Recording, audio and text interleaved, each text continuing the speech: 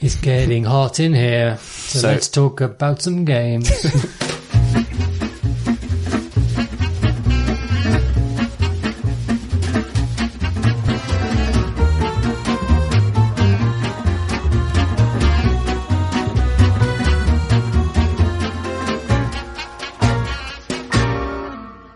Hello and welcome to episode 244 of the Crate and Crowbar. My name is Chris Thurston, and tonight, in this sweltering summer evening, I'm joined by Tom Senior. Hello. Alex Wiltshire. Hello. And Tom Francis. Hello. It's the maximum number of very sweaty gentlemen we could cram into our dining room. It's very humid in here. I love how on our podcast you can listen back to every summer episode and we complain about the heat every single time. Yeah. I love it. I absolutely love it. Really?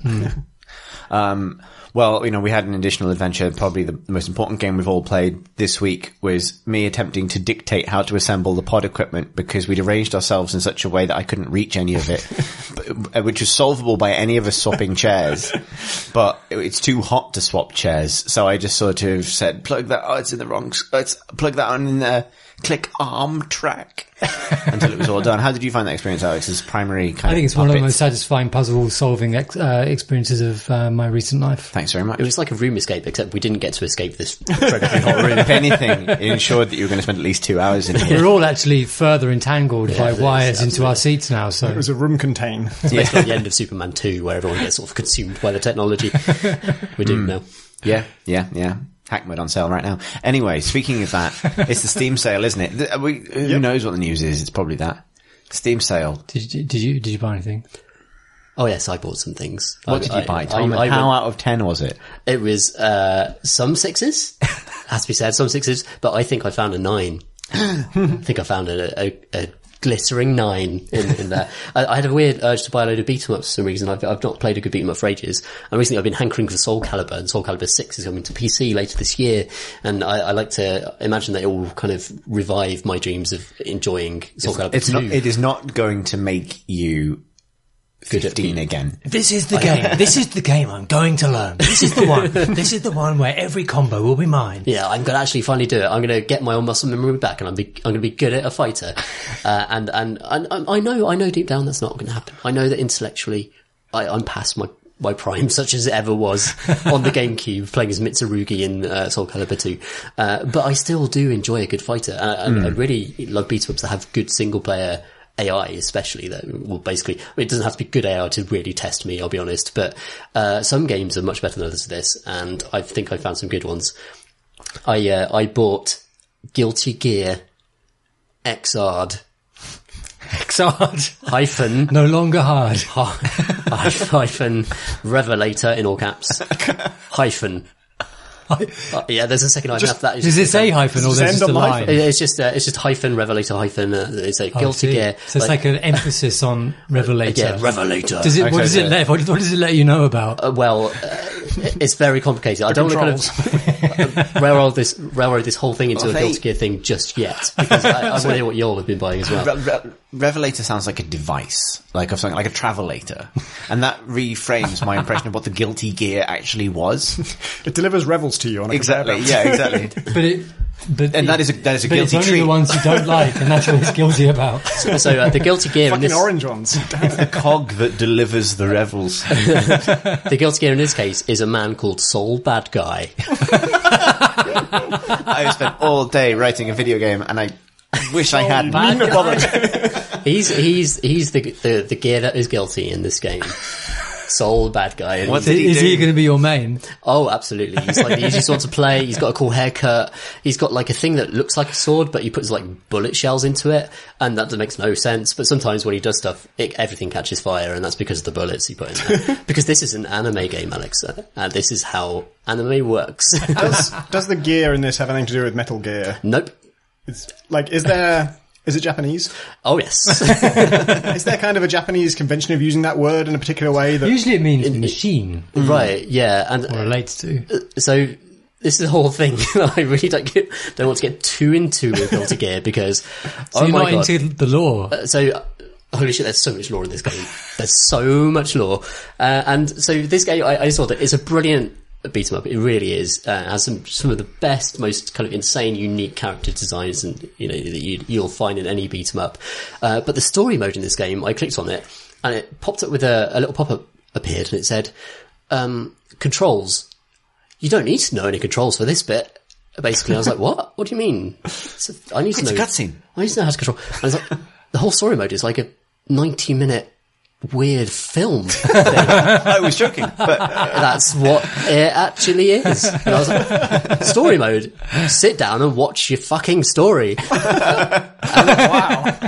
This is like what I'm always complaining the game should do, is like when, there's some horrible scripted sequence where they clearly want to make a movie scene, but it's supposed to be interactive, so they like get you to play, but you keep doing the wrong thing, and they keep restarting you because you didn't play the scene out right. I'm always like, why don't you just make a fucking film and then make a game separately? Yeah. And then I guess they did. Let's be honest. Exactly what they've done. someone other than Hideo Kojima called your bluff. I accidentally pressed on the story mode, and I was thinking that it was going to be some sort of typical linear series of fights with maybe some cutscenes in it, and etc., etc. But then it got into it really fast. And it was like, there is a god called, I can't remember the names of any of this because it's like terminology central. It's God, just Satan. There's a god, but also another god. But there's also a kind of Metatron that's been fused with the memories of a woman, and now she's kind of a machine, but also that woman, which means that basically she's competent, but then sometimes she reverts to childhood and becomes like really childish. Maybe she's the guilty gear. A weird thing that anime does all the time, by the way. And it's full of that stuff. And then suddenly it cuts to a scene where there's the leader of an enormous, like a victorious army of angelic beings, and she's talking to a woman who's fused into a giant enormous monster, and her tits are out for no reason. And I was like, wait a minute, you've tricked me into watching anime, and now I'm in this anime zone. game has tricked me into watching anime. But And that was the real guilty gear. I haven't been able to penetrate it yet because it's just too, it's like a cream egg is just too dense and just too The much. impenetrable cream egg. Famously difficult to get into. It's like a cream egg of pure anime, and it's just, I can't just physically handle it. Do you think that it's too saved much. where you got to, or like you're going to have to watch it? It saves exactly where you got to, like mid conversation, mid like wherever you are, because it's like, hey, we know you're going to come back. Is this Just to figure the shit out, you're going to come back. Is this pre-rendered or is this with an engine? It's a really interesting mix of, so one of the coolest conceits this game has is that all of the fighters in it are actually beautiful 3D models. The way the game is actually formatted is that you see them on a 2D plane all the time, and they're animated at the frame rate that a 2D fighter would be. So you're actually watching 3D fully formed polygonal fighters from a 2D perspective, and you're completely fooled by this. It looks like a hand-animated 2D game. And then when something exciting happens in the battle, you execute a special move, suddenly the camera pops into 3-dimensional, and it's an amazing trick. It's so cool. And it really sells, like, it suddenly takes you out of the assumptions that you kind of had while you were playing the game, and it rotates all the way around them, and they do a massive uppercut and amazing kind of, the game as a fighter looks unbelievable. Like, it's incredible. Like, it's a beautiful interpretation of like anime concepts of how power is shown in fights torn from like Dragon Ball Z, and this also exists in like the BlazBlue series and loads of other typical anime fighters as well. And actually, when you're in combat, it does this stuff like fucking seamlessly. It's beautiful. In the cutscenes, it kind of uses those 3D models to actually create kind of anime scenes without having to actually pay animators to hand draw 2D animations from scratch. So they're actually able to be much, much more generous than your typical beat 'em up would be. So this trick is why you've got a whole movie in there. Yeah, that's right, pretty much. I think that's kind of what enables them. And it's a mixture of actually like really nicely animated 2D expensive cutscenes interspersed with these 3D sort of faux cutscenes, and it's increasingly hard to tell the difference with each Guilty Gear game. Like, it is amazing the job they do. Is this the second time we've talked about Guilty Gear? Yes, I talked about Guilty Gear Sign, I think, a few years that's back. the one. I couldn't tell. Because they're never just Guilty Gear 4, is it? No. It's always like increasingly strange, all caps, lots of hyphens, addendums to each. I think I played thing. one on Wii years and years ago, but I don't remember the name of that at all. They've always been solidly 2D fighters until they are still 2D fighters in terms of how you control and how it all works. But since Sign, they've introduced this 3D element that means they can do a lot more in terms of story. And great. Right, yeah. What I needed was more story in Guilty Gear. But as a kind of riot of just weird concepts, it's incredible. Like they're in the middle of, so they backtrack. So the story mode is just a film. It's just a kind of weird film, lots of cutscenes. But actually, you go into a weird corner of the menu and you see a word episodes. And it says that every single character has like a 10 fight episode that starts and ends with its own bespoke cutscene and its own kind of like justification for why the character's there and what they're doing. That's how story mode used to be in fighting games. Yeah. And it is in there and it's kind of hidden away, but the fact that they've got these 3D models that animate so well, means that they can actually put fairly decent cutscenes in, even though it's total nonsense, guys. Like, I don't want to give you the impression that this is like some sensible or useful plot or anything, but I'm kind of really impressed by how much is kind of in there and how much they actually give you and how generous I'm so pleased there's so much of incomprehensible weirdness going on. It's fantastic. There's a character who is asleep in a bed, and the bed is a robot that fights for the character in the bed. It's never quite clear. It's like he's dreaming. Why is the character necessary? And you don't know whether the robot's controlling the character and has it prisoner, or whether the character is actually controlling the robot. Do you want to guess what the character's name is? Sleepy Jim. No. Bowl bed guy. Close. No, I got nothing. Bedman. His name, So I knew I wasn't going to get there. his name is Bedman. And that's his deal. That's all that guy does. That's all he's about. That's what he thinks. That's his thing. Which is magnificent. There's, the cast of characters is so bizarre that like I could spend all evening describing it and it would be quite entertaining, but it would waste everyone's time to an You extent. merely adopted the bed man, and I was born in it. Sometimes the bed summons other shadow beds that land on you in the middle of combat, and I'm like, that's not how robots or machines work. Even, Or beds. All beds. Or indeed all beds. It's delightful. I love Guilty Gear. It's actually an excellent fighter. It's really, It's gotten pretty big at, Evo, yeah. It is a legit competitive fighter, and it has some really cool ideas with stupid names. There's something called the Roman Cancel, which is, I think, a staple of the Guilty Gear series. Yeah, I remember having to, like, somebody said that to me, and I thought they were joking. Like, I was talking about the weird technical terms, and they sort of talked about, I think it was like the backwards Roman cancel, the inverted Roman cancel. It's like, there's no way that's real. And I looked it up Can you explain how it relates to Romans? Absolutely not. Absolutely not. Basically what it is, it's kind of a thing that has existed in fighting games for a long time that has been turned into an explicit mechanic. So the idea is that, by performing certain moves in combos, you could shave a couple of frames of animation off a kick in order to start another combo. And basically that's been, made official in this game. And, you build up enough kind of power bar as you punch people and get punched. And then that gives you enough to, say, after like 4 hits, a basic 4-hit combo, you'll hit the Roman Cancel, which is like left bumper, and you'll kind of like flex, and then like a bolt of electricity will go across you. It'll basically freeze the action and freeze all the frames, and then you get to continue your combo or execute a special move. So it's about kind of interrupting your combos to get, chain other things on that you wouldn't otherwise be able to chain. It's actually it's a very technical fighting, like pro fighting game technique that's just been turned into a relatively accessible thing that anyone can use in the middle of a Guilty Gear game. The game also has instant kills, which is pretty extraordinary for a fighter. Like, if you get to the right situation and perform a certain special move, will instantly kill the other person. That's always been part of the Guilty Gear series since 2, as far as I remember playing it. It has all these interesting ideas and crazy characters. And How is that balanced? it's hard to get them off. I would open with that if it was me. It's basically, I think at a competitive level, once you've learned what those moves are, you're never going to fall prey to them, really. And that could be like, for example, a very short range thing. They're very conditional. You have to have like a full max kind of power bar and stuff to do it. Right. And that's how but the fact that that's in the game, that's always a threat and kind of there, is kind of braver than many other beat 'em ups are, and it takes all these risks and does all these different things. Because that does sound out on the surface, but thinking about it, like most most fighting game have like super moves and things, and like the joke about the Injustice series was always like when, I don't know, Zod would fly someone into space and then punch them back through the moon at the Earth, and they would lose 80% of their health bar. Yeah. You know what I mean? As opposed to, being obliterated.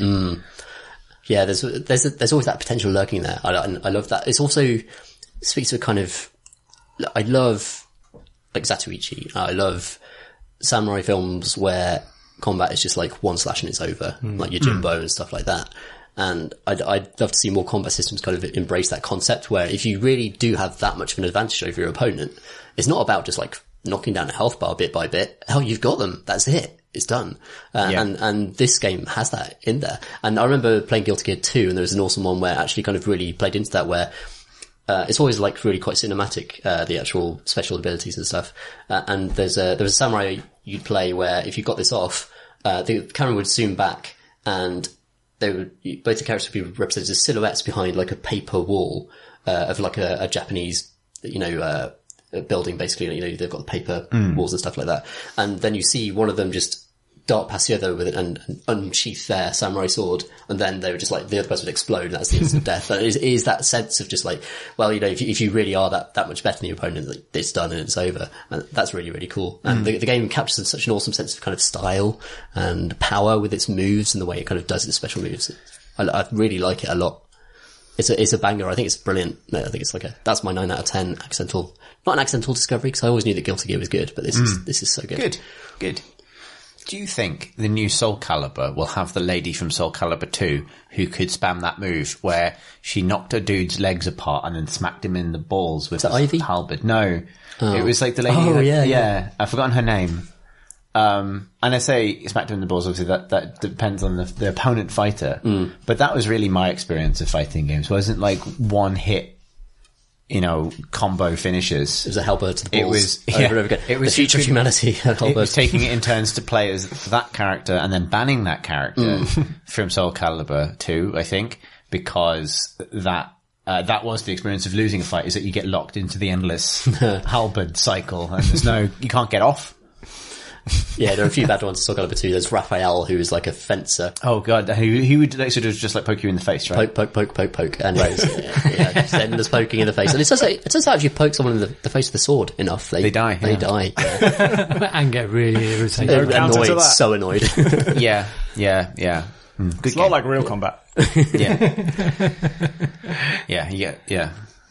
Good. That was your Steam sale. Sorry, I can't speak. Yeah, that was the result of the best result of my Steam sale kind of meanderings. I actually finally bought Dead Cells properly as well after playing it on the press account for too long.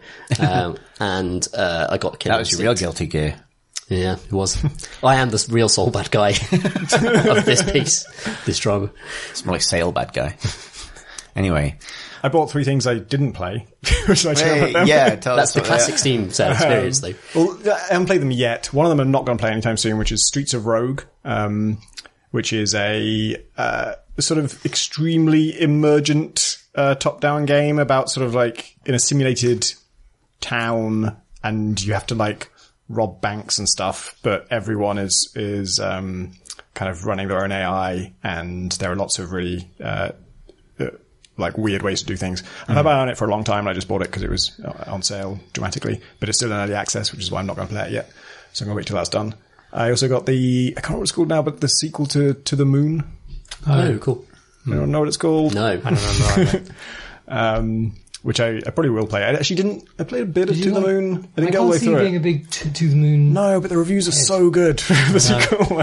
I started to play it about 3 times now. I think the sequel is not like a direct sequel, right? It's not sort of like so. Continuing a story. So I had the impression I could just jump into this without having finished the first one. And I always kind of felt like I didn't give To the Moon as much time as I probably should have. And the other one is Domina, which is that gladiator game with the gorgeous art style. That's another thing I had my eye on for ages. And then when it finally came out, I didn't buy it because universally it was getting absolute kicking from user reviews, and they were all because it just didn't save at all. And it was like a sort of 6-hour campaign kind of thing. And if you quit it at any point, you just lost. And And at the time, I think they tried to defend that decision and say, "Oh no, it's part of the design," and yada yada. And then, Because real gladiators don't get... after like months and months of bitter complaints, they finally added saving. So That's the when they real did that, I Roman thought, cancel. yeah, cancel your whole gladiator campaign. So I bought that now to reward them for doing what I assume is the right thing without ever having played the game. But Was it like a design decision, presumably? that's what they said. And I wondered if it was like I remember thinking when they finally did add it, so your story doesn't quite add up anymore, because I'm pretty sure they said either it was intentional or maybe they might have said it was like a technical restriction or something. But anyway, it's in there now. Good. So it's probably all fine. I bought a Steam game. What did you buy? You might have heard of it. Oh no. It's called Hack Mud. Oh no. It's okay. Oh good. I got a little bit of a grumble about this Hack Mud game that I was playing it on my sort of non-game PC, my Mac, just because it's like what I work on, and Support for Mac, PC and Linux. But not being very powerful, it's got all these fancy visual effects, bloom, and kind of like a monitor style kind of perspective kind Bend, of thing. yeah. Which killed my processor. The whole thing was going woo, like for a text editor, fundamentally. So Yeah, you can turn that down. But I figured out, and the best thing is, when you you have to run a script which is GUI. No, it's like was it GUI.vfx. sys.gui. I think it's GUI.vfx. Oh, maybe it is. Maybe that's in 2.0, That might be which true, isn't out actually. till tomorrow. But that's good. Like, and then you sort of get to background things. I really like it. But I'm kind of ashamed to talk about it because I'm right here. with you because I'm fucking terrible at it because I'm right in the middle of the tutorial and the people on the AIs talking at me gave me a puzzle and I couldn't figure out a password but it's cool. I really enjoyed playing it all the way through. Good. I'm halfway through the tutorial actually. Is this an intervention? I am enjoying it. There are little kind of bits where you can sort of get a bit extra with it and kind of pause it. It's like it teaches you how to kind of hack into certain systems and then it dangles one in front of you about someone's fish. Basically, they're like someone was running their fish tank, and I was like, well, you give me that command. There's no way I'm not hacking into that fucking system. And I was like, hack to the system, feed fish. Oh, you fed the fish. Feed fish. Fed the fish. Feed fish. You fed the fish. And I fed fish, and I know what happens when you do this often enough. And then the kind of the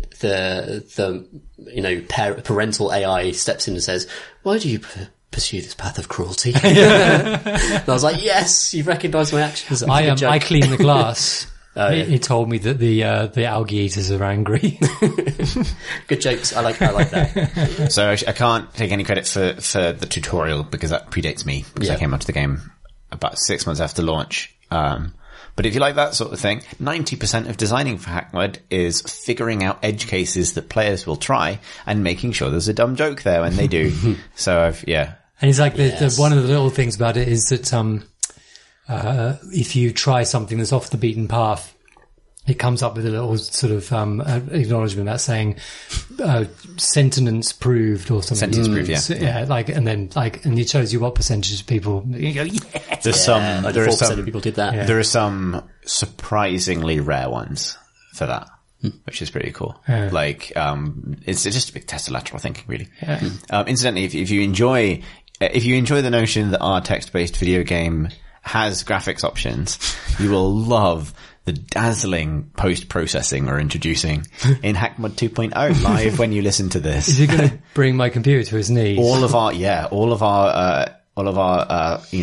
enhancement factors from bloom to bend, go up to 11 now. Is the game locked to 30 FPS? I don't know, actually. How many pixels and polygons are there in your video game? Well, the good thing is you can make the HackMud window any size and it'll adapt. You can have it be a big column. You can have it be a very thin line. That's not good. But it's not locked to like traditional resolution. It's not locked to like 16 by 9 or 16 by 10 or anything. It's just a free resizing window. And in 2.0, you can resize individual chat windows within the game as well. Quality of life features from 15-year-old MMOs in your text-based hacking computer game today. I remember, like, Morrowind had a window-based interface, and you could resize all the little windows. Oh, right. And chat things. Fine. I'm just saying it's sad that games moved away Sean's from worked that. very hard. Oblivion ditched that completely, and it was all, like, fixed, I guess, mostly because it was designed for consoles. I did like with window management. There's that Just Morrowind. You go back to Morrowind, and it's so PC. It's like, this is definitely a PC. Yeah. There's that what's that? It's like a little dungeon crawler where you're kind of going on the overworld and that sort of thing, but it's all presented in this faux Windows style. Oh, yeah, I know what you mean. And you're kind of questing around, and kind of like to bring up your health, you got to open the little program that runs your like shows your health. Yeah. Well, And you're kind of juggling windows and like. Fighting, sometimes the window literally jumps across the screen, so you miss your click. And kind of, yeah. It's like feeling like I've set up my workstation. Now I'm ready for adventure. Yeah. Which is how you should feel whenever you sit down at a computer to use like Office 1997 or something, right? And I got this enhanced because I broke my keyboard the other day, so I finally got a mechanical one, and it's kind of got mechanical keys, and they're nice, and they also make feel every key press, no matter how mundane, feel incredibly important and kind of consequential. So I thought, yeah, Hackmud, this has got to be celebrated. Thank you for playing a computer game. It's very, very kind. I haven't bought anything because I've been working on Hackmud all week, so but played a few things that aren't those games. Don't know if we want to move on to what we've been playing. Yeah, sure. Cool. Yeah. Alex, what have we been playing other than Hackmud? Let's go back to the land of the rising sun. I've been playing Lumines Remastered, which came out yesterday. Yesterday being Wednesday, Tuesday. It doesn't matter, really, does it? Does it? Because it's out. It's just out. Yeah. It is a remaster of the puzzle game Classic, which originally came out on the Sony PSP. Yeah, I had it for the PSP, and it's reminded me about how fucking good that fucking puzzle game is. It's so good. It's a rhythm-based puzzle game by the maker of Rez, Tetsuya Misaguchi, and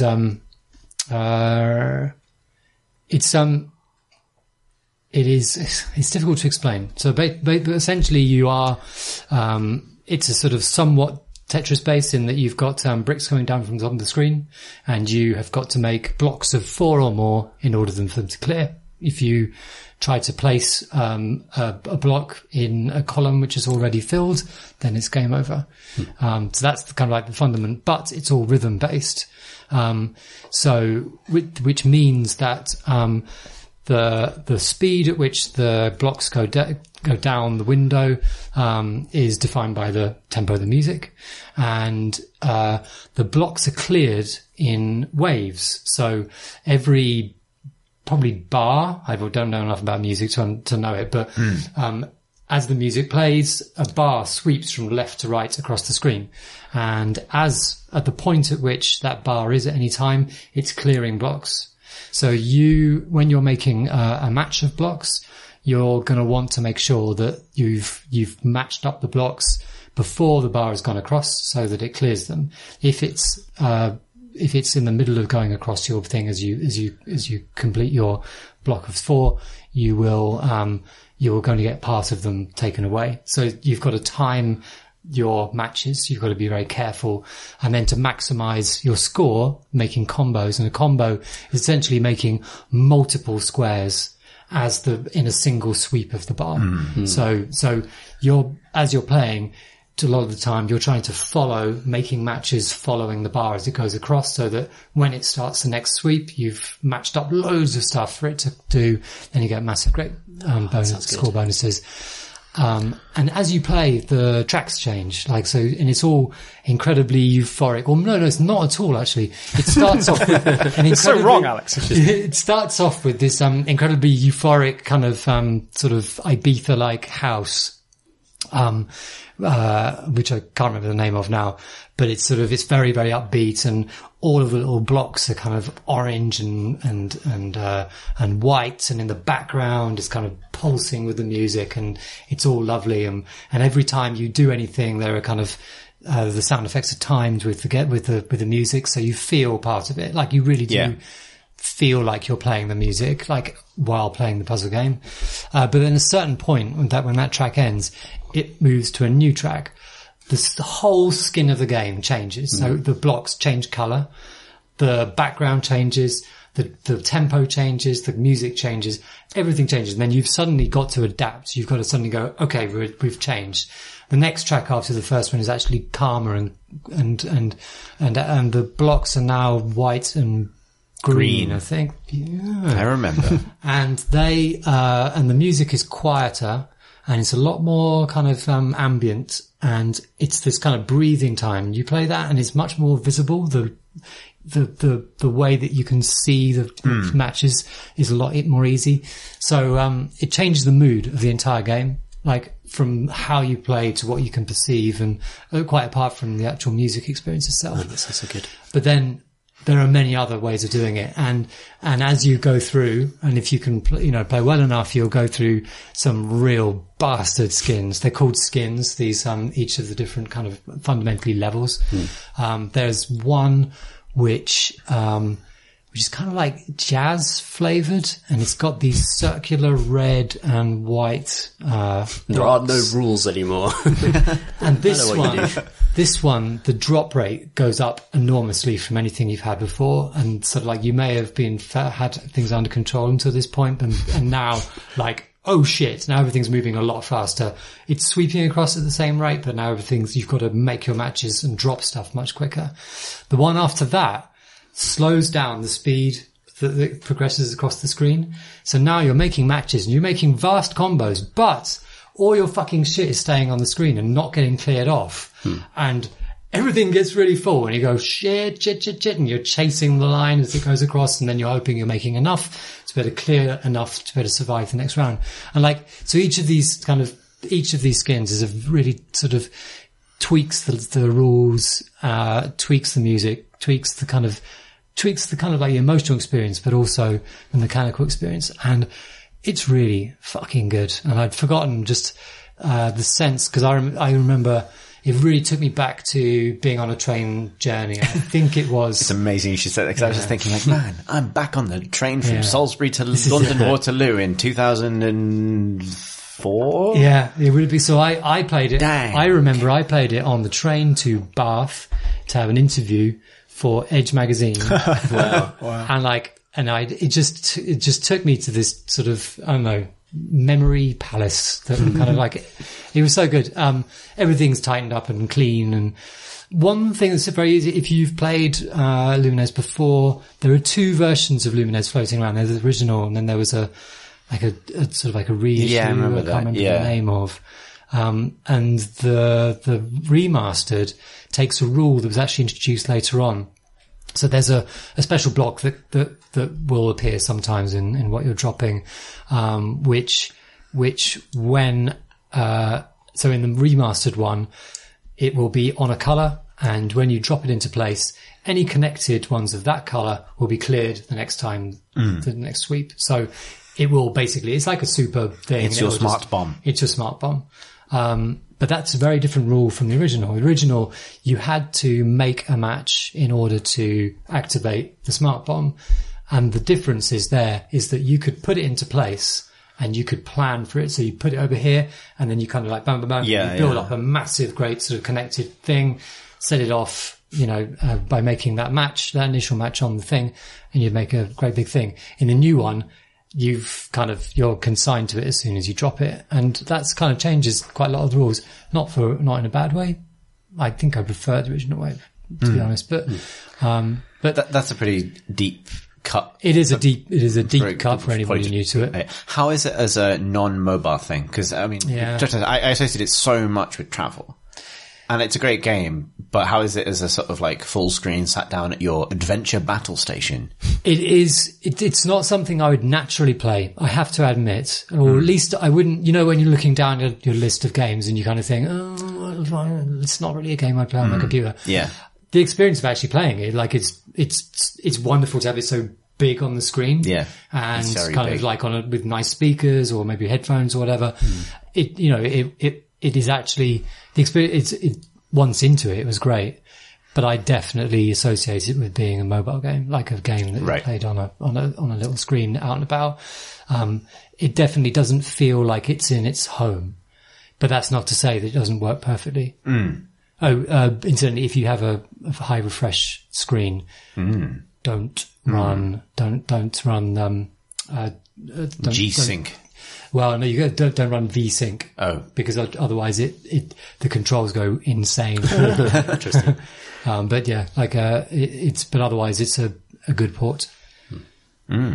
That's great. How have I not played this? I know. How have you not played this? I don't Maybe know. you It didn't have sounds a like my PSP. perfect game. I didn't have a PSP, actually. That's why. I mean, it does. It definitely encroaches on that perfect game kind of territory. Like, you can't see how it could be improved. It's like and a it just Devil's hasn't been. Daggers type thing where like it Yeah, sets out to do yeah. one thing and it just like you It can't does it. Like, you might not like it. Like, there are loads of music tracks in there which I think a lot of people won't like. Like, and there's such a variety of music that there's definitely going to be tracks in there you don't like. Like, but if you like drop puzzle games and you like sort of being enveloped in sound and image and pulsing sort of things, then If you want to play Tetris at a rave. yeah, that's it.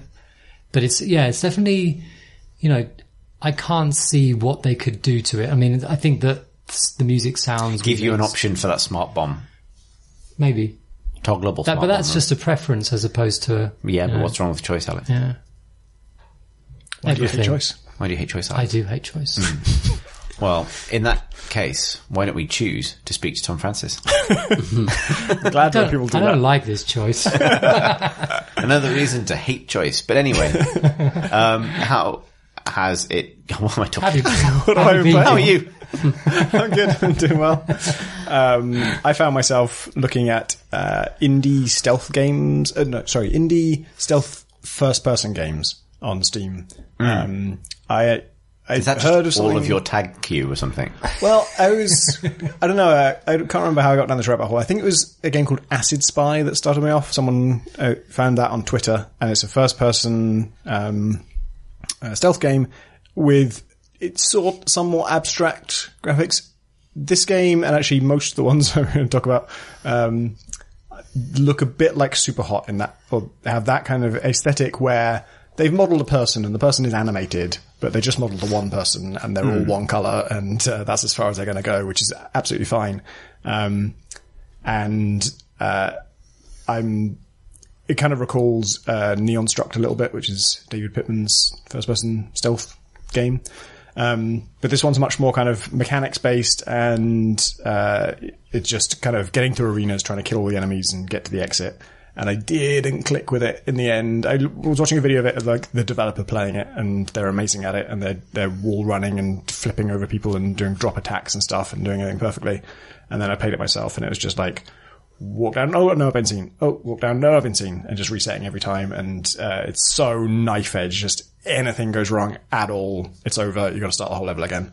So I didn't click with that one. But when I was looking at it, Steam said maybe I'd like to play Swords with Sauce. I was like, it's some weird like VR chopping game. Like I didn't understand why it was recommending The that. worst possible recommendation. And out of curiosity for why it was recommending, I clicked on it, and the signs did not get much better when like the latest news post is development on this has stopped at 0.2 and we've taken the word alpha off the title simply because we don't want to imply we're ever going to do any more work on it. But it had actually a load of reviews, and they were largely positive. And like, man, Steam people hate it when you abandon your game. So like it's pretty impressive to have any kind of positive rating after that kind of story. And it's very rough. It really reminds me of like the golden age of modding, when people just put all their fun ideas into one thing and they didn't necessarily have all of the skills that it took to make a thing, but they just kind of winged it. And so it's a first-person game. It is stealth or action, and you're just kind of like put in a one level's mansion, and it's the mansion and the surrounding grounds. There are enemies patrolling. Again, they look like super hot enemies, but they're black.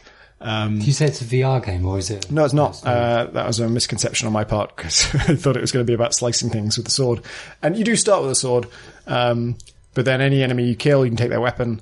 And it's almost a bit like sort of Rainbow Six or something in the way that like there's enemies patrolling on balconies and there's a alertness system, stealth system,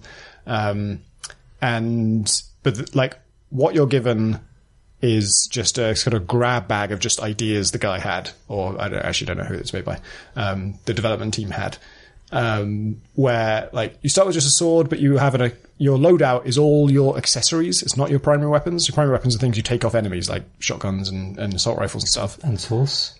No sauce. Oh, but so when you kill people, what kind of sauce are we talking? We're talking about the engine. The engine. Right. No, it's spelt like SAU. Okay. It's spelt like spaghetti sauce. That's why and I believe it's a reference to blood, because one of your starting accessories is a mop. So again, grab bag of ideas that the developers thought were cool. Has anyone ever called blood sauce? Yeah, the mobsters probably do. Really? The mobsters. I love Hey, clear up that sauce. the de-escalation from your absolutely positive yes to mobsters probably do. Of course they do. I Maybe. don't think that's true. And primarily I don't think that's true because... You can imagine a spivvy kind of, during the war kind of person. But if you're talking about like, I mean, I don't know exactly surely of all of the kind of stereotypical kind of like gangster archetypes who'd be unwilling to create confusion around the word sauce, it would be your sort of war era Italian-American gangster archetype. Surely that is an environment where the word sauce is precious. Yeah, but it's more likely they'd be thinking about sauce at any given time. But would that not, We've got these two concepts in our life and they're meaningfully distinct, but we have the same word for them.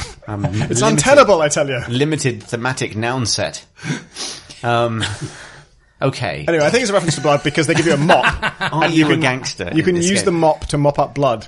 And you can drag bodies. It's like, it's got features that you don't really need. So you need to, so the invited idea is that you would drag the body and clear up. Your switch there from, you need to X to the invited idea is to X is significant.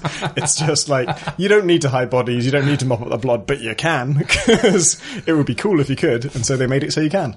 And you can drag bodies with proper ragdoll and stuff, and it feels like it's really like heavily supports stealth, but then is also just a all-out action game where, you can throw your sword at people. If you, like, someone is firing an assault rifle at you and you just have your sword out, you can just slice the bullets out the air. Just keep hammering the right mouse button, you'll chop every bullet, and then you just wait for him to run out of bullets, and when he reloads, you stab him.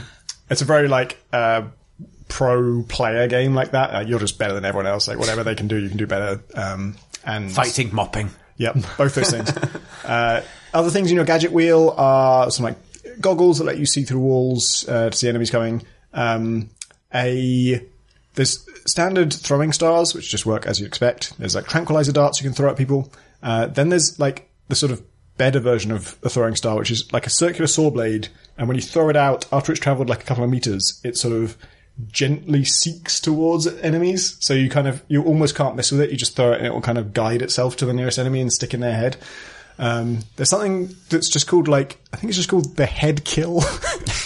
And it's a thing you put on the wall, and when an enemy goes past it, it just kind of like attaches a rope to their head and it pulls them in, and that kills them. I don't really know why. The first they gadget become attached to the wall, do they? Yeah. They pull their head off. Yeah. Actually, now that I think about it, it reminds me a lot of the thing that in Death of the Outsider, those traps that yank people up. Yeah.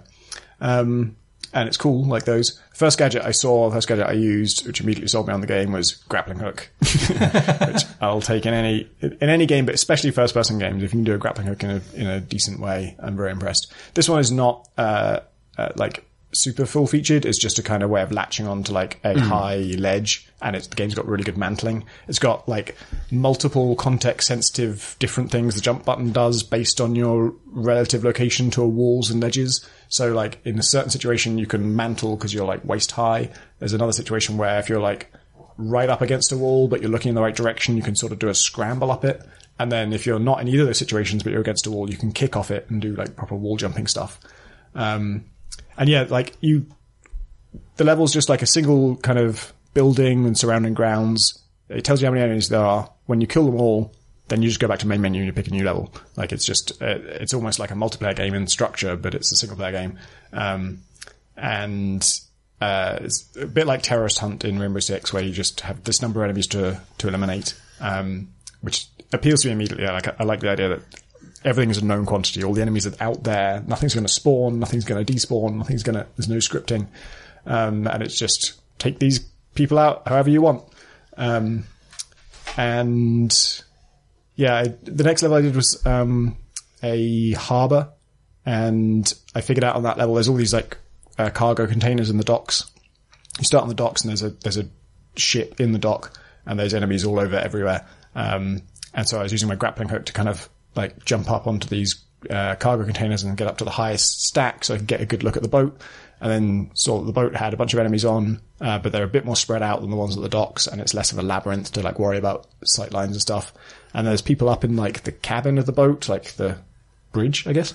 And I figured out a way to like use a silenced pistol to take out a guy at the front of the boat and then do some kind of parkour stuff to leap off these cargo containers onto the front of the boat and then, drag his body somewhere, do a quick bit of mopping, get that blood off the boat. It's mopping that gets me. Did you want to do that, or did you have a bucket? I just wanted to see it work. No, it's just like just a mop, and you just like use it on the blood, and blood vanishes. But you know, fair play to them. Heat signature has blood all over the place. Guards just don't notice it because we couldn't be bothered to come up with a mop mechanic. So joke's on us, really. Yeah, and it's just really fun to figure out that, this level is way more controlled if you go into the boat first and you take out just the guys in the boat and get up to the bridge, because on the bridge there's snipers, and so you take them out from behind, and then you take their sniper rifles, and then you can snipe all the guys down on the docks with it. And it clearly has a lot more capacity for stealth than I actually ended up using, because planting those head trap things, head kill trap mines, and stuff like that, and figuring out ways to do it all silently seemed pretty cool. And yeah, it's really rough. Some of the levels are just like white boxed, you know, just no textures. That's part of the reason it's not being developed anymore. I think it was just one person, and they were saying, glad it's really popular. Glad you guys really like it. It's clear you all want to develop it in loads of ways, but I would have to like hire some people for that, and I'm not gonna. Fair enough. Yeah. Fair enough. It's cool. It really reminds me, did anyone play S-Mod for Half-Life 2? Yes.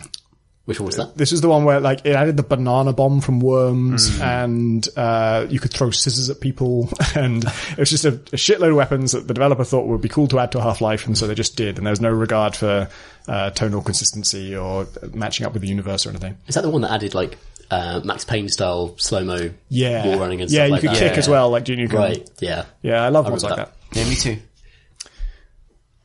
Well, Swords with Sauce feels a bit like those days. Lovely. People just added whatever the fuck they wanted to their games. Lovely. A good suggestion. Right at the beginning of that section, when you said, I don't know how I got into this rabbit hole in that context, I thought, that is an amazing one-line pitch for a first-person stealth game. Or a room escape. Indeed, yeah. Or a room remain. Tom, what have you been playing? I don't know if you've heard of a game called Guilty Gear Exile. Oh, no. I think it's a hack. But I just wanted to throw one more thing out there. So there's a character called Venom. And I just thought I'd put it out to the group and say, what do you think Venom's deal is? As a Beds. It's not beds. I'm going to say, so there's two possibilities. Mops? I'm going to Beds or mops? Not mops. Cyborg. No. Okay, alright. Has he got a large Bondage femme fatale? Surprisingly not, though. Actually, you'd have a 70% success rate with this game, for sure. Yeah. Halberd to the groin? Halberd to the groin is not part of this character's repertoire. Spider on head. A what, sorry? Spider on head. Spider on head. No, the character's face That's is... spider on head, man. The character's face is masked with a mysterious symbol. Okay, luchador. No, not Luchador. Venom is the name. Is it actually just Spider-Man? That Spider-Man character? No, it's not. It's not. Okay. It has nothing to do at all with I'm going to Venom. say... Does he heal people? It does not heal people. Adorable Studio Ghibli style monster friend. It's definitely a monster and is quite disturbing and not your friend. Okay. Ooh, monster, eh? A werewolf. No, I mean, genitals with teeth kind of genitals business. No, Alex, no. That's interesting that you went there, but no, it's not that at all. Alright, it's low hanging fruit, but I'm gonna go for it. Just a big snake. Just a big Snake, just a big old snake. My name's Venom. I'm a snake. That's what I. No, it's not that. So I no, basically. So this guy's deal is that he wears a mask and he summons snooker balls in Not among my top 10 guesses. Come on, his we could have got primary that. weapon. He wields a cue, and what he does. It is actually snooker balls. Yeah, It's not just or spherical. billiards. Tom's if you not prefer. shitting around, Alex. This is guilty gear. This is guilty gear. And so he summons them midair. You can jump and attack with your pool cue, and he'll cue at, he'll pop the ball at the enemy. And Which holders are going? I don't know. It just whacks off them and does damage, and you can combo off it. That's the main thing. Whacks off It whacks them. off them and then combo. And you can combo. And then you summon more balls, and you queue at them again. That's good. That's the character Venom in Guilty Gear Xrd Revelator. I'm thinking snooker player. Venom, you say? Pool man. Yeah. Famously athletic. He's okay. Why is he wearing a mask? Don't know. I mean, if you went around doing that to people, you wouldn't want that CCTV picking you up, would you? Because how would you enter the Masters, whatever? Well, yeah, I mean, it's competition? like Tom Cruise from, you're not going to be, hustling people if you're floating cue balls and your weird kind of attack moves. Tom Hardy's playing Venom, isn't he? He is. Yeah, I'm really looking forward to that now. Now that I know this about it, I'm really looking forward to it. I'm totally going to watch it. I would watch flying Tom Hardy snooker people. With his, and what voice will he put on for this film? I'd like it if it was the one from Dunkirk. I just sort of very clipped, like, I've snookered him. Snookered him in. Over. right up the arse. And that's what I've been playing. I can see why. I know. I'm really it's great. tempted. I'm really It's tempted. really fun. Because I remember seeing one of the previous Guilty Gears and being utterly transfixed by the graphics because they are fucking amazing. It is incredible. And the tutorials in Revelator are excellent. They're really, really good. They really kind of lead you bit by bit through the insanity that you're about to kind of lower yourself into.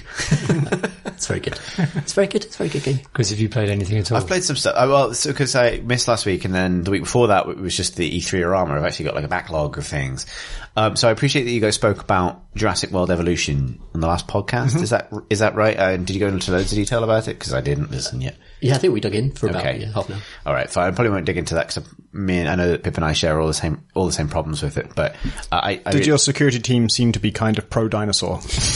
Well, they all of the teams do, and not at the same time. Like, so this is, I guess what I would say about it is, like, I find its failures fascinating, genuinely. Partly for the same reason that I find the failures of the new films fascinating, and I know you spoke about some of Jurassic World Fallen Kingdom's vagaries as a cinematic enterprise. But there's something really fascinating from a design perspective, I think, and maybe just to touch on it in brief, that on paper, Jurassic Park theme park manager is an amazing one-line pitch. It doesn't work at all conceptually. Like, think about it for 10 more minutes and you get to think, like, what is fun in a theme park management game?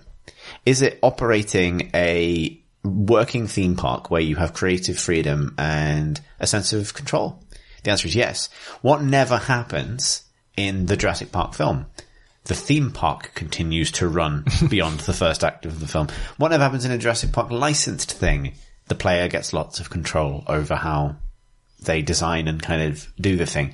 But the other thing is that Jurassic Park movies are basically like these kind of crazy contraptions where the most absurd things go wrong. And the first movie is good because there's absurd things that go wrong, but they're basically within the realms of a kind of logic system that you can just about pass from end to end. So there are extravagances and it stretches belief in some ways, but it works. It's got that Spielberg kind of like just go with it kind of thing, element of trust. So does the second one, actually. I've watched all of the Jurassic Park movies in the last week and a half, so this is fresh in my mind. The rest of them, starting with Jurassic Park 3 onwards, enter this kind of like strange causal crazy space where like the whole movie doesn't happen if like a pterodactyl doesn't fart and cause someone to slip into a button that opens a door that makes the dinosaur fall down the stairs. Like chaos theory right there. Yeah, it is. It's but dumb. And what your kid learned acrobatics, then used it to knock out a velociraptor. Yeah, through a window, or and this gets, and then the new ones, Jurassic World movies are obsessed with this. And something that occurred to me playing the new one is there's no space for that at all in Jurassic World Evolution. There's no sort of simulation depth to it whatsoever. It's very limited in what can happen, to the extent that it becomes about gaming that bit on a certain point, at which point it becomes the most un-Jurassic Park thing imaginable. The best example of this is I got a mission from my notoriously anti-dinosaur science team to breed a particular velociraptor and then a particular diplodocus, one of the big gentle necky, sneezy ones, and then enclose them together and make them both very uncomfortable for 3 minutes.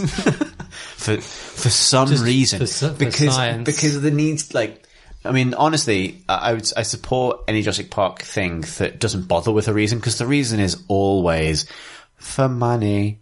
The real use of these dinosaurs is something war, even though that's stupid, because why is that better than a gun? Like, why is it? And it's not. But anyway, so on paper, this is like a challenge of like, oh, you put these two incompatible species together and you keep them uncomfortable, but they can't escape. If they leave the pen, the timer is paused. So you got to keep them contained for 3 minutes while they're uncomfortable. So yeah, okay, that's a challenge, sort of. Except it's not a fun challenge whatsoever. They just break the fence, you repair the fence, you tranquilize them, you helicopter them back in, you repeat, and you'll eventually win it. It'll be really boring. So I solved it by building a kind of, like sort of diamond-shaped pen split into 2 halves. So it technically counted as 1 pen for the purposes of they're both enclosed, but was really 2 pens. So they're separate, but they're enclosed without food or water. So they're in dinosaur prison, and they can't escape from this. So that will bring their comfort down quite quickly. The Velociraptor is much more of a diva than the Diplodocus. So its 3-minute timer will start a lot faster than Diplodocus, unless you put the Diplodocus in first and give it a bit of time to cook. So you do that, and then the Diplodocus don't give a fuck. It will have a little go at hitting the wall and then it'll just go to sleep. It's fine. It won't go to sleep because it's not deep enough for that to happen, but it'll sort of walk around. The Velociraptor can and will try and get out. And because all walls are in evolution is a health bar measured against how unhappy the Velociraptor is, when it starts to headbutt the wall, it'll eventually get through it. It doesn't matter what kind of wall it is. A Velociraptor will eventually headbutt its way to freedom, just like in the films. But there is a solution to this, which is constantly repairing the wall with a ranger team. However, the problem with this is you can't tell a ranger team to repair a wall until the wall is a little bit broken. Oh, God. And by the time the ranger team has driven there, it might have finished doing the rest of the damage to get through the wall. So it's a bit of a stopgap solution. And there is no way to tell a ranger team to just stay in this area and be ready. They are either going to do a thing or they are going home, and that is the terms of their union agreement with the... but there is a way around this. You can either manually control the Jeep and sit in the pen and just press the wall forever, but that's boring, obviously, and you can't see and you can't interact with any other game element when that's happening. The actual solution to this is build gates into the Velociraptor pen. It doesn't matter how close they are, how long they're open, because they open when a Jeep is nearby, but when they're open, so you can manually open them, but if you put a Jeep nearby, they will open to let the Jeep through. But for the game's logic, they count as closed. If you click on them, you can then still choose to open them, even though they're technically open, because that open state is simply just a kind of visual effect that allows Jeeps to go through them. So you can sit there with the gate open, the Velociraptor won't do anything, and drive the Jeep in. Then you sell the gate, and the Jeep will then have a little exclamation mark over his head saying, "I can't go home," and so the Jeep will just stay there with the Velociraptor, and the Velociraptor will ignore the Jeep because there's no way for the Velociraptors or any of the dinosaurs to interfere with the ranger teams whatsoever. They will never, ever, ever, because famously in the Jurassic Park movies, dinosaurs leave the humans alone. Yeah, the staff never get They affected. respect the staff. That's the first thing you learn about the dinosaurs. Life respects the staff, and I did assume that the staff would be kind of definitely eaten. yeah, no, and no, they're completely safe. Absolutely safe. The only stuff that aren't safe are the random scientist NPCs who presumably work there, but might be visitors in lab coats. There's no way to tell. But no, the ranger team's completely safe. So you leave the ranger team in there and then just check every couple of seconds. And every time the Velociraptor headbutts a little dent in the wall, the ranger team just buffs it up.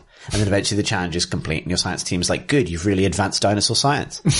Here's $2 million. For 2 grumpy animals. Yeah, You advanced, like, fence science. or human resources. Like, that's the game that it is. And that's the game it becomes. And it's so incapable of the logic that past most recent films. But one thing I realized is that if it did support the kind of weird sense of accident and chance that is absurd in the movies, it'd actually be the best game ever. And, because anything where like a thing can roll off another thing and activate a thing and that becomes a story you tell is actually amazing in video games, even if it's terrible in films. And that is my hot take about it. It turns out games and films are really different and have different needs.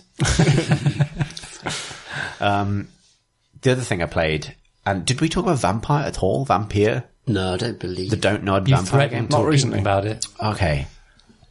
Does anyone care about, because it's Don't Nod's new game, it should, there should be, yeah. Should, but I mean, There's something heard it was about bad. it We've that watched the just trailers makes and me it's like- utterly yeah. uninterested. I played it and reviewed it and finished it, and it's a really interesting failure. I think it's one of the reasons I haven't been like rushing to get these hot takes onto the pod, because I like to recommend things, and everything I played recently is like, oh, well, that doesn't work. And so I think Vampire's big idea is it's like a sort of a serious drama about being a vampire. But the problem is there's a certain point that you can dilute the vampire fantasy to where it doesn't really work anymore. So if you think about it, like vampires, particularly, it's not in Victorian setting, it's World War One. But if you think about it, vampires are like, the fantasy there is, it's all about the subversion of social codes and values, Victorian values specifically, right? It's being a vampire, you might be dead, but you're passionate and alive and feeding on blood, and, you know, there's lots of sort of, you know, there's a lot of things about vampires that are traditionally sexy or kind of, you know, enlivened, like a kind of, there's sort of lust and violence and things.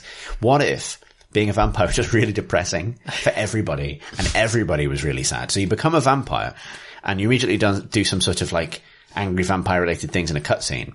But then you get given a job, your old job as a doctor. And then you're just a doctor, and everyone just thinks you're a doctor, and that's fine. And so the game is split between two halves. One where you're just a doctor, just a regular doctor that no one can tell is a vampire, working in a hospital, which seems like a weird place for a vampire to work, but there you go. Well, either great for a vampire or, Yeah. but not good for a conflicted vampire. Yeah, and there's this sort of idea, and it's an ambitious idea, that each of the game's four kind of hub parts of unrecognizable London has like a social network in it of people who each have their interdependencies, and each of them has a hidden backstory and a history. And by talking to them, you can uncover this history and occasionally compel them to tell you things about themselves. You can uncover facts from one person and take that fact and confront it to a different person and get some more facts from them. Someone might be suffering from fatigue or a cold or bronchitis. You can go back to your vampire lab and use chemicals that you find in bins to make medicine that you give them, and they go, oh, thanks very much, doctor. I feel better now. Here's a fact about my wife. and then you go to a different person and say, did you know this person has a wife? And they say, oh, well, here's a fact about my time in the army. And you assemble, and so this is part of the game, you assemble this lattice of social information, and the more you do this, the quality of the blood in each of these people increases. Oh my god. I'm just picturing the brainstorming session where they had to come up with the mechanics for this, and this is like hour 48. So Could the stories increase the blood? The stories make the blood more the more you blood? understand somebody, the more it's worth feeding on the map. So here you go. So all of this is building up to this moment where, based on your level as a vampire, you can take an NPC mid-story. They might be plot critical, although you're kind of gated for some of those plot critical ones, and you can mesmerize them, learn them into a dark corner, and murder them. And then next time you rest, you wake up the following night, and the game state will have changed. People might have abandoned your part of the city, or the security level might have dropped, or, you know, you might have a material effect on London because of your choice to feed. That's interesting. And the reason this might be interesting is the in-between districts of London. So you have like a little dock area and the hospital area, and sort of down, like I think it's Whitechapel. It's really weirdly laid out. In between, London's not very big, but in the sort of like half miles between each thing are tangled streets, literally fucking full of infinite respawning vampire hunters. And Just like real London. yeah, and standing next to them, like sort of MMO mobs, big packs of infinite respawning feral vampires. And there's a feral vampire and a vampire hunter, or maybe even 4 or 5 of each for every other resident of London. No one believes in vampires or understands what's going on. And the idea is that everyone just assumes that this is happening because of the Spanish flu. And and so the other game's other big, so part of the game is in that sort of Life is Strange, sort of The Witcher kind of character RPG territory. The other half of it is Bloodborne, where you're in this town that's finished and it's just roaming mobs of weirdos who think you're a monster, which is a very Bloodborne-ian kind of trope, except they are just blokes, from this order that hunt vampires very openly by night. And they attack you on sight. They instantly recognize you. There's no dialogue with them whatsoever. They fight you, and there's a fighting system. It's very Dark Soulsy, and you deploy blood powers that pull on your blood system. But the interesting thing about it is you can level up your combat abilities and things, but the enemies are not leveled, scaled, by which I mean certain areas are just kind of off limits. There's not very many enemies, but in the docks, you might be okay fighting this camp of vampires, but that old man over there is being menaced by 3 level 17 feral vampires. And if you don't want him to die, if you want him to become an NPC that you can talk to about something and level up his blood or whatever, then you've got to rescue him that night or he's gone forever. And if you're not high enough level, well, shit, that's bad. So what you've got to do is eat an NPC. In order, one life for another. Exactly. So that's the trade-off. So the reason you power up these NPCs is to lower the difficulty of combat. The problem with this is no player will ever do this. No player will not just bash their head against that combat encounter to get all of the rewards, rather than choose an NPC to kill, because every NPC is actual content. They are like boxes of content, and the game teases it into dependencies but doesn't fully detail them, so you don't know what you're losing if you kill this person. So you just never ever do. So presumably there's sort of like somewhere else in the world, so you'd also have to go on a trek to there's that NPC. So you backtrack and stuff to go find them or whatever. So I played it basically all the way through without ever feeding on somebody outside of a forced cutscene where that happens, with the exception of the fact. So that's issue one, is there's no reason to ever actually feed on anybody. It felt like there were more issues in there. Yeah, there's more. But wait, so the other issue is that everyone in London is absolutely miserable 100% of the time. And there's no real choice in conversation. You have a conversation wheel, but in order to get the max points, you really need to talk through every option. So you're really just clicking as the thing talks to you. And this is not, I think there is a case to be made for a dreary game or a gothic game or something, but I've never felt Gothic expressed so miserably. Like, there is no levity, there's no passion. Everyone is just sort of getting on with it. Like, I had some really not very good chips last night. It is basically that. Gothic chips. And there are some, there are tragic backstories, but almost like the universality of tragic backstories. And some of it, and its strength is when those tragic backstories are just sort of human things that people are dealing with, and you happen to be their vampire doctor, feeding them opium and listening to their stories. And there are moments in it that it does work, and where the character writing kind of has that sort of shades of, why people like Life is Strange and that kind of thing. But it's such a weird set of design decisions. The other thing about it that's super, I don't think I've ever encountered a game, and I'm going to say it, have bigger ludonarrative dissonance issues. Oh no. I'm out of drink. than this one does. Because you play this game where you're a sensitive surgeon talking to people, trying to resolve interpersonal issues in the hospital, like Dracula might. And then you play this other game where you're this teleporting, blood-exploding, impaling vampire murder machine. And in that other game, a big part of the combat system is about stunning people. You have 2 types of damage. You have regular damage and stun damage. And any enemy in the game can be stunned. And when you stun them, you can then feed on them in combat, and that's how you replenish your mana bar functionally. So the rhythm of combat, which can be fun, it's alright, it's not Souls tier, but it's alright, is stun, feed, but individual enemies get more difficult to stun the more times you stun them. So combat against a mob of enemies is this game of knowing who you haven't stunned a lot, so they're your next snack, and kind of whittling down all these people. And it's really weird to ask the player to go what are the moral ramifications of feeding on the living in one section of the game, and in the other section of the game, it's literally about strategically eating non-fatally from lots of different people. And then you get weapons that are this weapon does stun damage, and this weapon does actual damage. And some of that stuff makes sense when you're fighting vampires. A gun doesn't do a lot to a vampire, but it will stun them. long enough for you to feed from them. You can feed from other vampires. It's not weird. But there's no differentiation between human enemies. So if you shoot a human 4 or 5 times, congratulations, you've stunned him enough in order to feed him. But this allows you to then kill him with your melee weapon, a surgical saw. And anyway, then that gets you all the way to Whitechapel, where there's a florist with an interesting story to tell. Vampire the Masquerade, once eventually fixed by fan-made patches and things, actually dealt with this correctly, completely. God, Vampire Masquerade is so much a better game with exactly the same premise, pretty much. Was Vampire trying to do Vampire Masquerade? I think so. You're saying something. I mean, Vampire the Masquerade had fucking awful combat, and you could break your game by picking it. Like, there's so much wrong with that game in terms of the combat, but in terms of how it, dealt out consequences for attacking people as a vampire, and how the whole social facade you're presenting as a vampire is so important to that game, and there are different classes you can choose that mean that you appear differently as a vampire. So if you appear as like the equivalent of a feral vampire, you can't just go out in public because you look like a shriveled monster.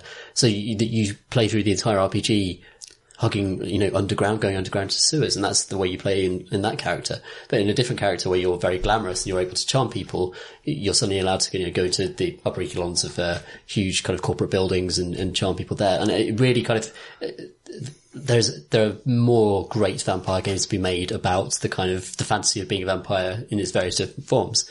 But it shouldn't probably have combat systems where you're brutalizing loads of dudes. It just doesn't seem to be part of what it should be. It's this problem of it's really not important that you're a vampire in this game at all, really, which seems like a misstep. I feel like I've dunked on it a lot, and it's so ambitious in terms of what it wants to do, but it just feels very, I don't know, I don't want this to come across as ad hominem because I mean it from a design perspective. It feels very naive to assume that players aren't going to try and avoid negative consequences, right? Like, it wants to make you feel the curse of the vampire by, I've befriended this person, this mortal person, but to me they are ultimately but cattle because I have to eat them so I can fight that ghoul. And you don't. You just grind out the fight. And it does and this is an issue really that inherits from Dishonored more than anything else. It does that thing of the best ending. Better hope you didn't kill too many of those civilians. And you kind of know it's going to be that way from the start because all video games are like that. And so that's locking something players will want behind a door marked, please don't engage with our most ambitious system at all if you can avoid it. Because there are consequences. It really invests in this. Like, you get newspaper clippings based on what you did and didn't do and stuff. And some of it is meaningful. Some of it's a bit railroady behind the scenes. But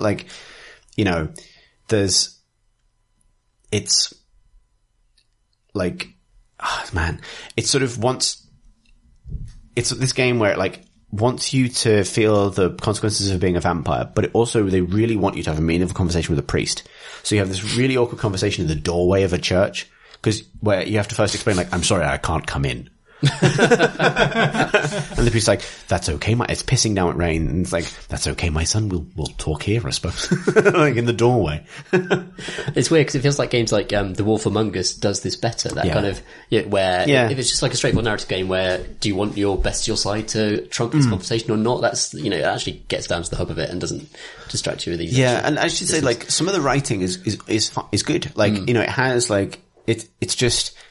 it's the wrong series of buckets to put that stuff in. And I find that really fascinating as a problem because I really wanted it to be good because I think it also feels like a step backwards in some ways because people sort of fell in love with Don't Nod, and because of Life is Strange, and because Life is Strange was not, it felt very fresh. It was, people had not, it was derivative in its own way of, Twin Peaks and Donnie Darko and a bunch of different things, but those were not familiar ground for games. Whereas this is an action RPG where you're a vampire and it has its own ideas, but they need to be brilliant for it to stand out above the crowd of brown games where you're a big sad man. You're also extremely tall. And you don't change when you're a vampire physically, so you just must have been extremely tall. And it's a bit disconcerting, they've made the model too big. That's a very narrow bone to pick. And I guess it's fine that he's just an extremely tall man, but you literally tower over every other character in the game like children. It's really weird. Also, you've got very modern hair. I was going to say, yeah. Did the hair upset you? Because it is incredibly modern. Its version of London is so off that its historical sort of authenticity. Well, I'll put it this way. It opens with a cutscene where you are kind of assaulted by the mysterious vampire who sires you, at which point your main character, Dr. Jonathan Reed, shouts, "But I've got so much left to do!" Which puts it within Castlevania territory to the point that you don't question any of its vampire decisions. After that point, its opening is really is corny but quite effective cinematically. Into how it presents your like bloodthirst, and then it's just so dumb that your bloodthirst as a mechanic doesn't return except in cutscenes. Like there's an amazingly unintentionally funny bit where you have to step in on an emergency surgery on someone who's dying in this underfunded clinic, and like halfway through the surgery, I think someone nicks an artery or something, and your vision goes into like hungry mode, and you have to like choose a dialogue option like keep your shit together or like ask all the nurses to leave, like because you're a big hungry vampire surgeon and maybe this was the wrong job. Oh god! Out of 10, what would you give it for Edge? 5. Okay. I did give it 5 for Edge.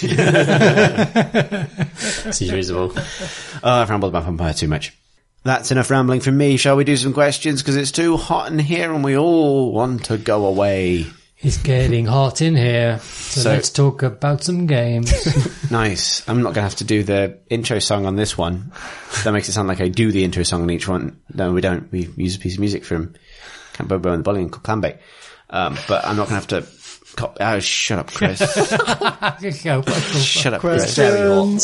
Very hot. This is what happens when you overheat a human being. Yeah. First question comes from Andrew, who writes, "Dear Crate and Crowbar, the most recent discussion about House Flipper got me thinking about a very similar game, Car Mechanics Simulator, a game about clicking on parts of a car to repair and replace them. Its interactions are very simple, and there's not much of a challenge to it, yet unlike Pip and House Flipper, I find myself quite captivated by taking rusty virtual cars and turning them into shiny virtual cars. So to my question, have any of you found yourself playing something that you know is not a great game, but find yourself giving it a free pass because you enjoy the window dressing? Probes Away, Andy. Andy's sign-off of Probes Away makes me think that he knows that I'm going to talk about BioWare games. Because I know this is true of Dragon Age Inquisition. And Mass Effect, to be honest. And Mass Effect 1 particularly, to be honest. But I like it a lot, and you could describe, but at that point, aren't you not describing story as window dressing? And haven't we got beyond that with games? Don't we now factor stories, or in some cases an entire film, as like a vital part of the game, not simply to be ignored? I don't know. There's a question mark there somewhere. Yeah. Okay. So there's yes no answers this week. What is it? Is this about efforts for... So what games do you like? Simply because ultimately there's something you enjoy about the aesthetics or the feel or the fantasy of it. I think that Yakuza definitely fits into this because, you know, Yakuza you are watching a lot of cutscenes. Yeah, it's very cutscene-y. What you're actively doing at any time is mostly running between one place and another on quite a small map and getting into fights on the way. And the fights are all more or less identical. But it's got so much heart that it just, I find it, immensely enjoyable. Yeah, that's a good shout. And this isn't a PC game, but PN03. Oh yeah, that's a good one. That's the perfect example of this for me, where like it's a frustrating kind of rhythm. It's basically a rhythm game. Like you could dress it up as a pop idol game if you wanted to, and put different inputs in. It's basically the same game, but actually it pictures it as you're this kind of awesome futuristic warrior, and you're darting out the way of robots trying to shoot you and firing back, and it all matches to this kind of music as you go through it. And the aesthetics of it pulled me through that, even though as a game the nuts and bolts of the game were very frustrating and kind of irritating in lots of ways. The pure kind of like the dressing of it and the way it kind of made me feel, and that it just gave some extra. That fits with one of the other games in that sort of series. What was it called? The Capcom, whatever it was, for the GameCube. All these games that came out from they're all really creative. There was the one by Suda51.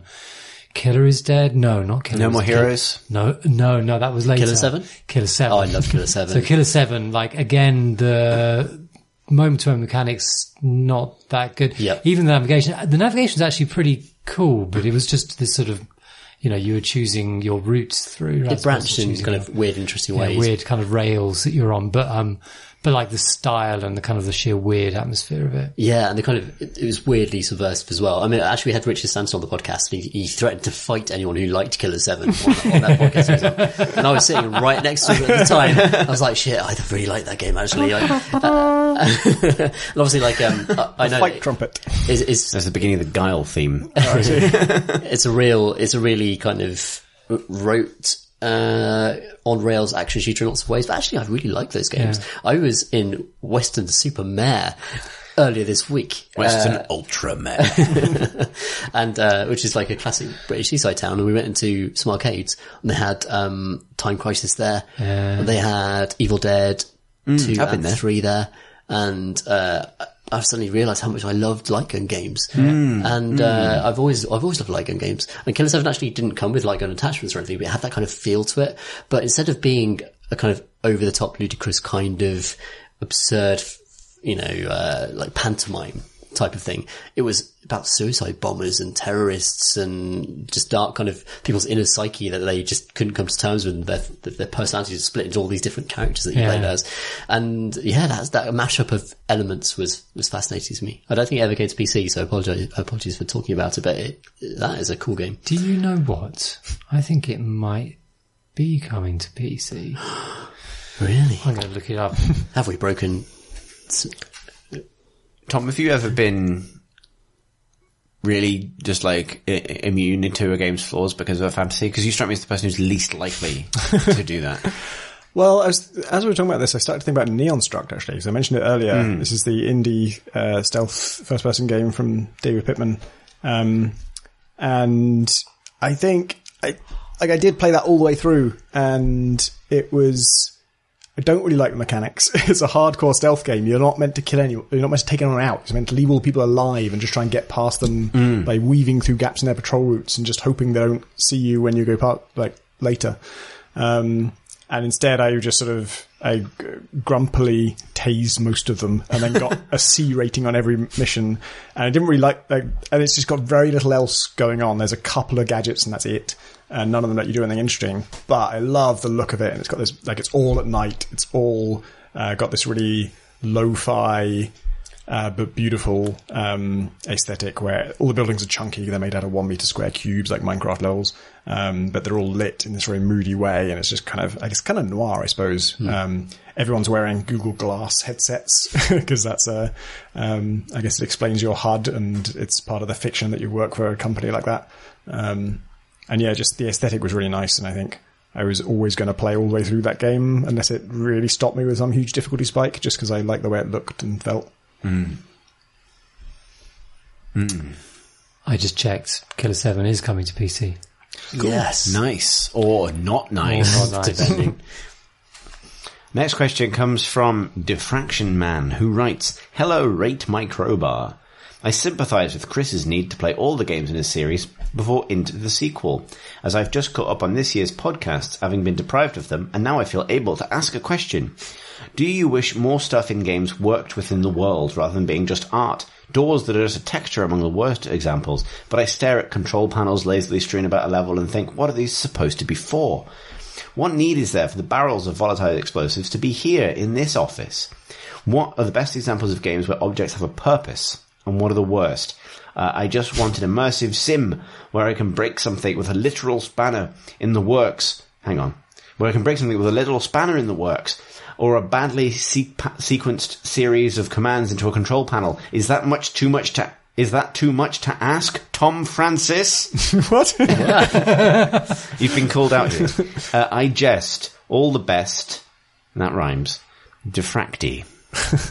I made all immersive sims, I guess. Yeah, well, You've we're got getting lots there. of control panels. You and just wait. things in, I think eating shit out of a bin in an immersive sim needs to stop. Like, it mostly has, but even then, Dishonored 2 That's actually has these moments. That's like an example of something being too functional. Like in real life, a bin isn't really functional for that. Yeah, kind of thing. yeah, But in exactly. games, you can get like, Yeah, nutritious that's food not from where it. that goes, Ken.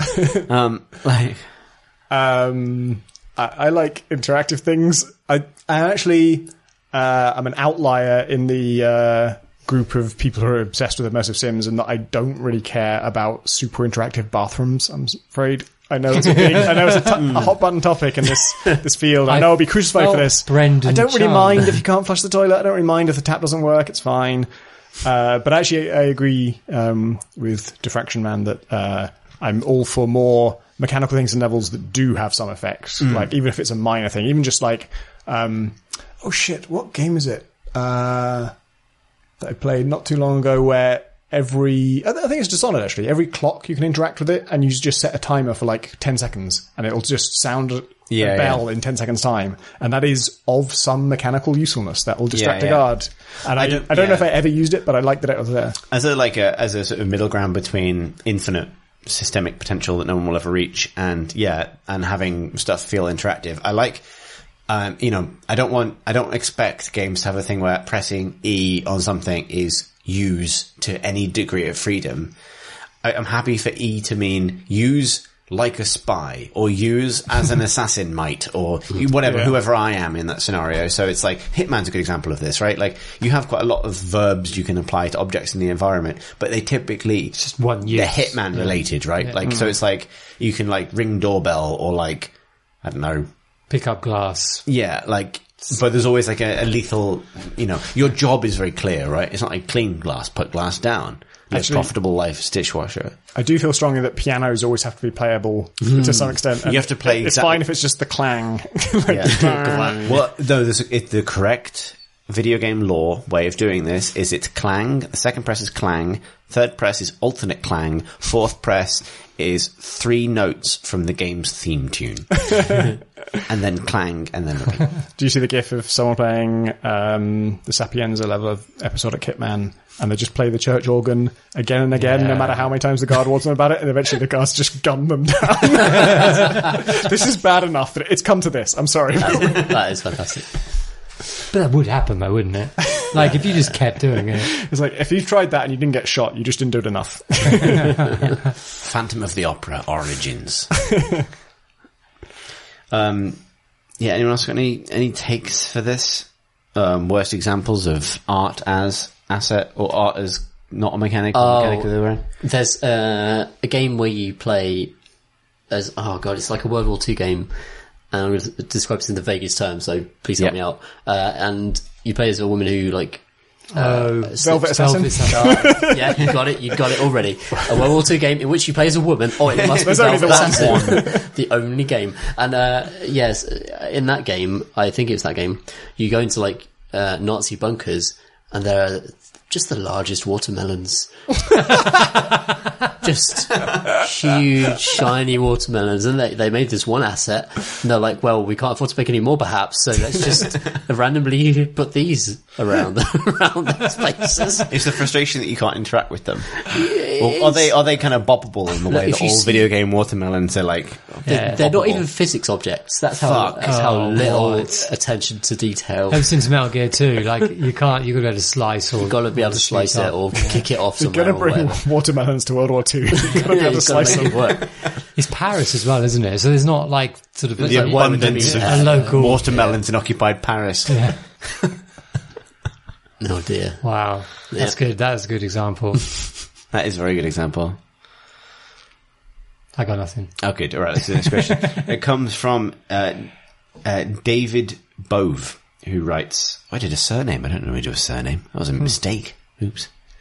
Hi all, which hopefully includes Alex and Tom F. It does. Wow. Ooh. Firstly, a big thanks to Tom F. for making his great Game Maker tutorials. If you're interested in learning more about procedural generation, I'm in the middle of procedural I'm in the middle of procedural general, but I think that might be a type of procedural generation in game design, edited by Tanya X. Short and Tarn Adams, which has a lot of great ideas in it. Although some of the chapters could use more meat on the bones. There's a little book review there in the middle of this question. Why not? On to the question. In episode 239, Alex talked about his experience of the quiet sleep. The use of traditional game mechanics to represent part of a character's psyche sounded very interesting. It reminded me of the excellent Immortal Defense. Don't watch the trailer, it has massive spoilers. An excellent tower defense game that turns parts of your character's personality into towers. It also has a wonderfully weird story that's hard to explain without spoiling it. Have any of you played it?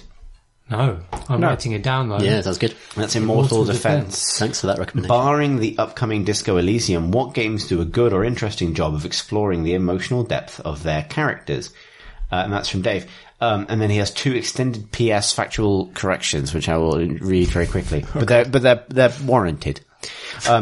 P.S. The term boots on the ground refers to ground forces that are currently deployed in a conflict. I think we did know this. We did say that. We did Sounds say like that. We Americans hear the term a lot in the course of our country's goal of having a military presence where other people to be blown up. Incidentally, with the announcement of the new Space Force, apparently we're also going to be projecting force where there are currently only a handful of people to blow up. Anyway, hearing boots on the ground lets us know there are American soldiers blowing stuff up in some non-American part of the globe, bombing close in a personal manner and bombarded them rather than aerial / offshore bombardment by drone. Our official motto, America fuck yeah, is one word too long. PPS, this is in reference to an early Little Grey Cells episode, but here it goes. When Poirot makes a dish of rabbit for Hastings, and Hastings proclaims it's the most rabbity rabbit he's ever had, Poirot credits the juniper berries. Tom F. quipped that it was probably the rabbit. Food snob that he is, Poirot is right. Juniper berries are often used when cooking game meat, and their piney notes dovetail nicely with the game's natural flavours.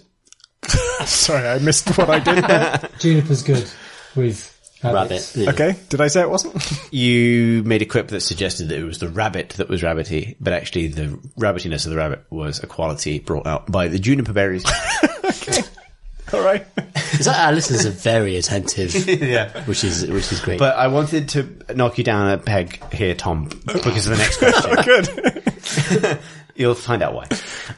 So nonetheless, the actual question back then was, which is a good question. Games do an interesting job of exploring the emotional depth of their Yeah, characters. I was thinking about, this is actually a game that I think is quite close to the Quiet Sleep, but Culture Simulator, which is sort of where you're grappling with kind of your character's needs as you're kind of investigating old Yeah, the sort of system of fuck it.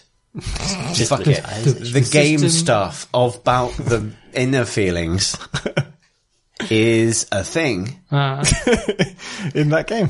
Yeah, I totally agree. I utterly agree. Brought it home. Do you know what I replayed a little bit of recently? I don't want to crib. I wrote about this for PCG, but I don't want to crib about it too much.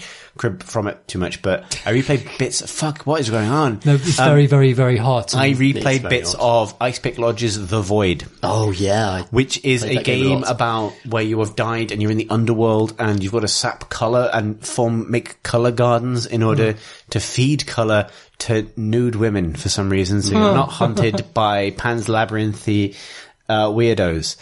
And the notion is that you're exploring aspects of your own psyche, the colours that you harvest change things about the world, in conjunction to the virtues they represent. There's a sort of existential kind of aspect to this.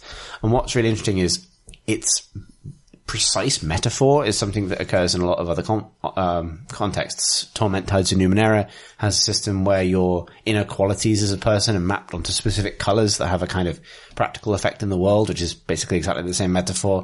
Disco Elysium, which is mentioned in this question, doesn't quite have a colour thing, but it does map colours to your individual kind of inner processes. So this sort of idea, this kind of sort of psychedelic kind of ontology thing where you're talking about what if your feeling of needing a poo was a person or whatever, what colour would that be? Right. Yeah, obviously. It's a thing. It's a thing, but it's unrefined in The Void, I think, surprisingly so. It might be a bit of a stretch, but I always had a feeling that the Hitman games were trying to communicate something about your character's psyche through how they portrayed not him, but the world. And so in Hitman 2, I think it is, almost every mission is in a foreign country where no one speaks your language. And so all the barks are just, you don't know what the hell they're saying.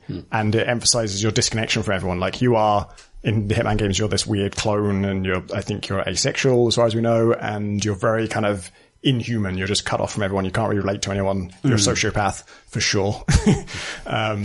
And that kind of underscores that. And then in Blood Money, they go really big on sex. Like everyone has a sort of grossly exaggerated body, and a lot of them are semi-naked, and they just talk about sex all the time in a way that at first you think it's the developers trying to titillate you in some way, and then it just gets kind of like obscene and totally off-putting and unsexy. There's nothing kind of arousing about any of it. It's all just grotesque, and it feels like how someone who doesn't understand sex and can't relate to it at all would see people flirting with each other and making advances and stuff. It all just seems like they're weirdly obsessed with it, and it's all kind of disgusting. There's an interesting, it's interesting to me that, particularly in the era when Blood Money was released, that feels like a stylistic device too sophisticated for games.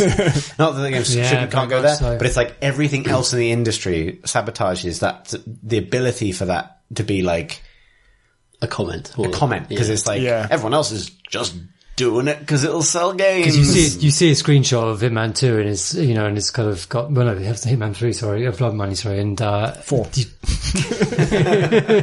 of one of the pool scenes, and it's just got sort of bikini women in it, you kind of think, yep, that's very much a product of its time. I like to imagine that it's just sort of like one or maybe 2 people on that team had this thought, and they were the ones trying to make it as sort of a message, and probably that maybe some higher ups were like, no, it's got to have tits in it. But you look, it's just like that woman by the pool who has huge tits, like in very kind of like artificial body. She's also just got this like furious scowl on her face. It's like, doesn't feel like they're trying to make her look sort of pretty and alluring. She seems really pissed off and hates everyone. Yeah, like the intention, I think I don't think you're being too generous. Like, I think that is what they were going for. It's just the environment. For most players. Yeah. Yeah. And that's actually compounded by things like the Void. Like, the Void really frustrates me because it has really good ideas, but it's kind of insertion of, and then, I think I put it this way in PCG, but like, they feel like sort of stock Blender asset library pin-up women in a game that is otherwise very imaginatively inventive. Feels so like, if there's a point that is sort of lurking in there somewhere about, if there's a point about gender there, then it's not a good one. And if there's a point about sex there, then like, it's so ineffective because there's a dearth of imaginative invention when it comes to that specific thing, and it feels like it's just there for titillation to sell copies of the game. The Void is actually one of the reasons I have a job at PC Gamer. Because when I went for a job that Rich McCormick eventually got, but I was still kind of like seconded and brought in as freelance because show promise or whatever during that period, is because I wrote a review of the Void. That's hard mode. That's what I was going for, right? Yeah, nice. That's how you do it. And just apparently, like, the explanation of it was interesting enough to make it relevant to the audience, and that was impressive. But the main thing I kind of drew from that game was that it was one of the first games I played where the difficulty particularly was part of the message. Yeah. And this was way before Dark Souls. So, yeah, like... This is way before, like, Dark Souls did that shit. Read their back next month. Right. That comparison occurred to me as well. Like, it is pre-Dark Souls mechanics of the message stuff. Totally. Yeah. But But with weird cheesecake. Yeah, with weird... Like, the imagery is very strange, and I kind of... One of the things I really dig about the Void is actually the way it presents a type of masculine aggression with its monsters, which is kind of enticing and fascinating, but then it just makes the women the classic kind of Gaia models, that the passive Gaia kind of elements that always tend to fall into it. It's kind of frustrating. It is frustrating. It's interesting. Yeah. It's a cool game though. I think I'm really glad it exists. Well, I like that there's a through line. Like, some of those ideas, it's good ideas feel present to me in things like Disco Elysium. It's ideas about and I know there's at least a kind of conversational link between Studios Alm and Icepick Lodge. Like, there are sort of similarities of approach there, but Disco Elysium feels like a similar kind of artistic mindset being applied to a similar set of ideas several years down the line, when people have realized that games don't need this like element of titillation, whatever form, to be video games. You can just tell a story about grown-ups experiencing grown-up things. A last question, and the reason that I was happy for well, not happy, but like willing to see Tom Francis get a kind of juniper berry related correction. The last one is because of this incredible email. Okay. Which is from Daniel and reads, "Hello all. I was listening to the Final Games podcast, specifically the episode with Harvey from Arcane Studios. That's Harvey Smith, who made Deus Ex and Dishonored. While talking about other developers, Tom Francis got mentioned by him. He went on to say that listening to Tom Francis talk about games is like listening to Martin Scorsese talk about films." Oh my god. So this is why I needed to bring you down a notch. But I did fuck up that juniper berries thing. Being a relatively new listener, I didn't expect that kind of comparison. Yeah, you're not alone there. So my question, and I love this question. God. My question is, how true is that? And what are the others' reactions to Harvey Smith saying something like this? I like this whole question is, can you believe this shit? Exactly. So Tom, how true is that? You know what? I don't think I've ever heard Martin Scorsese talk about films. Maybe Neither he have I. sucks at it. Like, you put the people on the screen. You just point a camera at the guys. They do the acting. It's fine. Yeah. Oh, come on. No, what a lovely thing to say. I don't know if And what's more, it's Harvey Smith. Like, Yeah. Tom loves Deus Ex so much. Dishonored. No. That was just a nice thing. I thought it was a nice thing to read out, really. I don't think we necessarily need to respond to the actual substance of the question other than good. Thanks, Harvey. Well, thanks, Harvey. Harvey's a lovely man. He is. Thank you very much. And hopefully a true thing, he said. I don't know. Got a lot of good Scorsese content in this podcast, if that's true. I have no idea. This is the key thing. I have no idea what Martin Scorsese talk about film sounds like. He talks about films very well, Does he? unfortunately. Oh no, it's just a massive compliment all along. Yeah, we're in this kind of like weird, kind of awkward compliment trap now. It's very hot in here, and someone's been paid a genuine, very nice compliment, and none of us know what to do about it. Let's get out of the room. Yeah. Awkward. I guess we should I'm end the trying not to podcast. get any eye contact now. Exactly. I do hope that long-term listeners do enjoy the summer podcasts, because I think there's a certain free on. I think we all go a little bit weird when it happens. When it's just too hot. Yeah, it's 'cause it's too hot. It's just too hot. I don't know how we can get in this situation where we, like, it's not a good gimmick that we drink. Mostly because everyone's looking increasingly aged. Exactly. Right. You know, like, that's not clever. But it's funny to me that our messiest podcasts are when it's a bit hot out. And that's all I have to say about that. Yeah. All That's right. a good All place right. to end. Everyone's very sleepy. It's time to bring this to an end. That's actually our last question. I saved it for last because it was a nice compliment and I had a feeling that would kill the podcast. If you would like to send us a question, but please not a nice compliment or even a relayed compliment that you don't understand. I'd love a compliment. Oh. Oh, Alex, you bring a special disruptive energy to every episode of the podcast. You're on. You're the only one of us who knows what Martin Scorsese sounds like talking about films. I've got that. Special I've got knowledge. that. Absolutely. If you'd like to send us a question for a future episode of the podcast, you can email us at questions at Scroton Crowbar. Could someone open a window in here? For fuck's sake. Fuck. You can email us at questions@crateandcrowbar.com. You can also tweet us at crateandcrowbar. Enunciate, Chris. You can do this. You can find us on YouTube at youtube.com/crateandcrowbar. You can also find us on Patreon. Thanks very much to all of our Patreon backers, and sorry. Just sorry. Patreon.com/crateandcrowbar. I thought you said in Surrey, and I thought we were doing like a regional. In Surrey. Thanks. This week it's Surrey we care about. Thank you to our Patreon backers in Surrey. You're the real Martin Scorsese's. Receiving your money is like receiving money from Martin Scorsese. We wouldn't really know. And neither would he. It's really good to receive money from Martin Scorsese. Alex is the only one who knows this. That's the guiltless gear. Because he was paid by Martin Scorsese to say how good Martin Scorsese is at talking about films. You're in deep with big Scorsese. And if you're not careful, your sauce is going to be everywhere.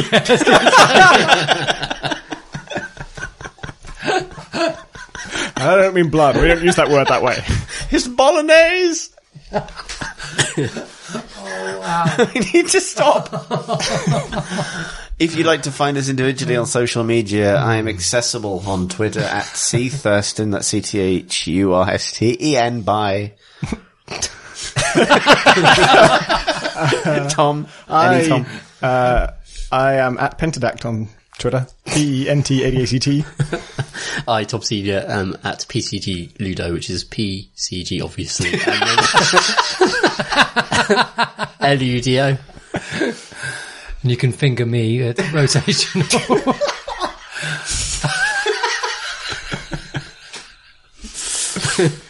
Rotational. Good. My floating cue balls are ready. It's too hot. It's too hot. And Stop with it. apologies to Martin Scorsese. And everyone who's listening. Thanks for listening, everyone.